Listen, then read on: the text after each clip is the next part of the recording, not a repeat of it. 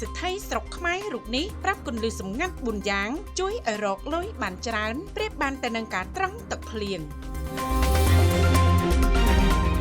អ្នកអង្គការកិត្តមេងអគ្គនាយកក្រុមហ៊ុន Royal Group ដែលរកស៊ីលើពហុវិស័យនៅកម្ពុជាមានទ្រព្យសម្បត្តិយ៉ាងច្រើនមហាសាលคล้ายជាមហាសេដ្ឋីមួយរូបមានកេរ្តិ៍ឈ្មោះនិងត្រូវបានទទួលស្គាល់ថាជាបុគ្គលជោគជ័យមិនថាអាជីវកម្មឬជីវិតគ្រួសារតាមរយៈការចែករំលែកលើเพจផ្លូវការអ្នកអង្គការរូបនេះបានបង្ហើបប្រាប់ពីគន្លឹះសម្ងាត់ចំនួន4ចំណុចដែលអាចជួយបង្កើនទ្រព្យសម្បត្តិប្រៀបប្រដូចនឹងការត្រង់ទឹកភ្លៀងយកមកសន្សំទុកដាក់សម្រាប់ប្រើប្រាស់រាប់ខែរាប់ឆ្នាំអ្នកអង្គការលើកឡើងថាសូមស្រមៃថាប្រាក់របស់អ្នកគឺដូចជាដំណក់ភ្លៀងហើយការងាររបស់អ្នកគឺត្រង់ដំណក់ភ្លៀងដាក់ធុងប្រសិនបើអ្នកធ្វើឲ្យទឹកភ្លៀងកំពុះឬប្រើវាទាំងអស់ក្នុងពេលតែមួយធុងទឹកនោះនឹងទទេប៉ុន្តែប្រសិនបើអ្នកសន្សំដំណក់ទឹកឲ្យបានគ្រប់គ្រាន់អ្នកអាចបំពេញធុងជាច្រើននិងមានទឹកច្រើននៅពេលអាកាសធាតុក្តៅ1ជ្រើសរើសធុងទឹកឲ្យបានត្រឹមត្រូវដោយមានន័យថារៀបចំផែនការថវិការបស់អ្នក